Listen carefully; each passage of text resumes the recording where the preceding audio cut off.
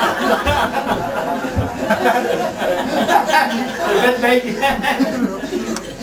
don't know where he got them. Stole them off a clothesline there.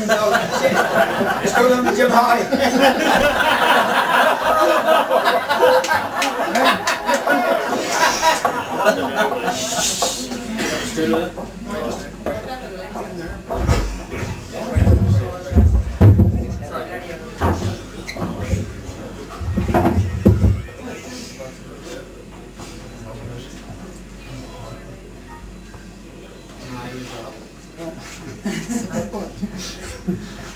This is a loose reflection of my childhood and probably a whole lot of other people that are here.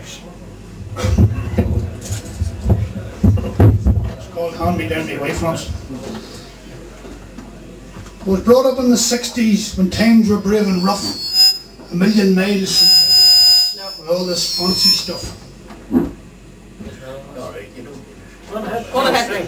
The 12 of us and Ma and Da and Granny lived with us as well. We used to call her Ding Dong because her maiden name was Belle. It was Jim and Pat and Pam and Joe, Bridge and Kate and John, that's me, Mary, Pete and Maeve and Anne, and the child was Rosemary. There was no such thing as rooms apiece or fancy duvet covers. At one room it was sisters and in the other it was brothers. Ma and Da were in a wee room, the child beside them in a tomato box that was riz up off the floor onto 6-inch concrete blocks. And my granny used to sleep behind a curtain in the hall on a mattress and 3 planks that folded up against the wall. With no Scooby-Doo pyjamas, with slapping underpants and socks. And would never... Need no Spider-Man. Oh, I didn't need no Spider-Man, because with earwigs and clocks.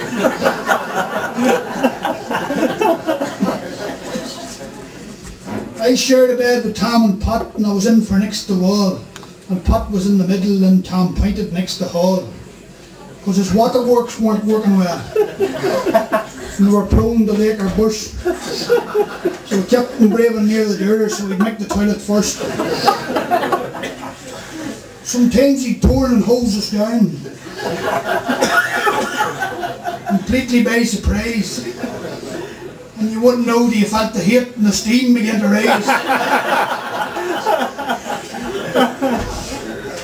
I made it happen from the bed just like a scalded pup.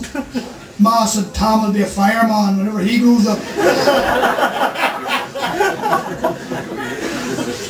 Jim and Joe were in the other bed, and between them poor wee Pete. They used to hang him out the window and hurl him by the feet. Tell him scary stories about devils, ghouls and witches. Or her up on Hangman's Hill, the banshees wail behind the ditches.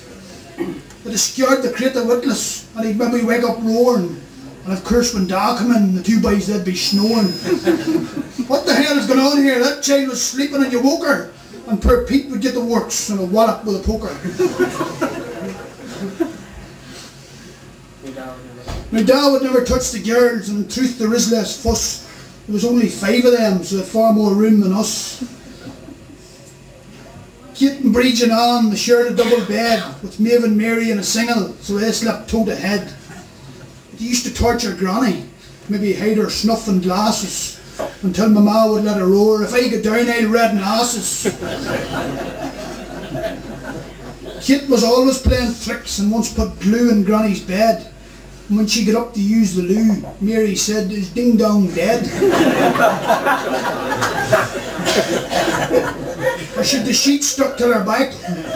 But they didn't dare to ask why she was walking down the hall with the ghost of Christmas past. Another time she stole her teeth and told Maeve a heap of lies. If you leave them under your pillow you'll get a big surprise. The tooth fairy comes tonight and she'd leave a bag of money. So Maeve drifted off to sleep to dream of milk and honey. Remember, Granny always loved an apple before she went to bed. Whenever she was younger, she'd have brushed her fangs instead. But when she found her jam jar empty and realised she couldn't chew, she come in with all gums blazing, saying, "I'll tooth fairy you."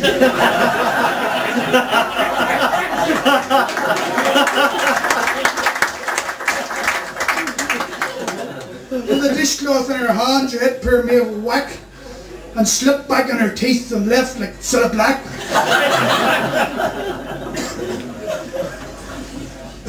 Now the duds was brave and rough with no designer clothes. Mine were always hand-me-downs, they were mostly Toms or Joes. Before they got to me, they weren't much more than tat, because before the boys of them, they belonged to Jim and Pat. But never heard of Adidas or Boots or Jimmy Choos. But in the morning, sometimes Dad would roar, "Where's my FC UK and shoes?"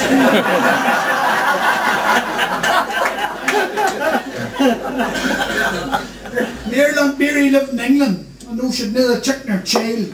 She used to send these parcels Ma called a bag of style. The crazy coloured trousers, corduroys and flannels, shoes and boots and gutties, and them are plastic sandals. So Ma would rummage through them and shake them out to view and check out all the sizes to see what fitted who. Pete got yellow satin pantaloons with elastics round the end. And I mind me granny saying, "Oh, so them there's all the trend." But they called him Ali Baba. And a laden up the street and shouted, "Where's the 40 thieves? And here comes Ponto Pete."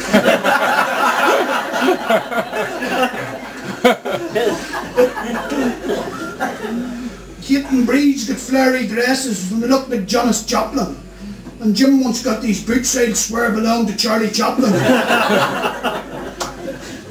And it didn't seem to matter which one put on what. Old Ding Dong would always say, "You'll cut a dash in that." When Maeve and Mary got her blouses from some long forgotten age, she picked up from her chair, "I'd say them's all the rage." Joe got these red underpants that were far too big by half. So Ma tightened up near the side to stop them falling off. Sometimes Jim and Pat would catch him and say your underpants are slacker, and they'd have took a nut apiece and pulled them like a cracker.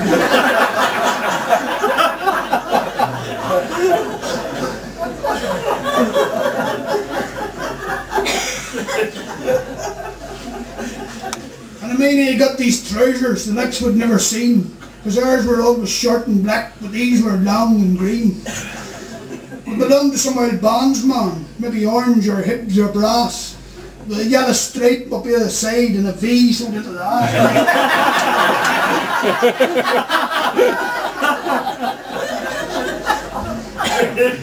And when I wore them up the street, the boys would cheer and roar, and some would hum or whistle, the sash me father wore. Sometimes the stuff was odd, so Ma'd have to mix and match and throw things to one side that she'd have to darn or patch. She'd cut holy sleeves off jumpers and make tank tops instead. I mean, Tom going round like Dougal, your man from Father Ted. There was nothing ever wasted. The sleeves were cut in three for making makeshift monkey hats for Anne and Rosemary. But I think the worst day ever mine, if I had to pick or choose, was the time that poor old Pat got the winkle picker shoes. So when he mentioned they were odd, my ma just quickly said, "Sure, I'll have to get your dad to paint the black one red."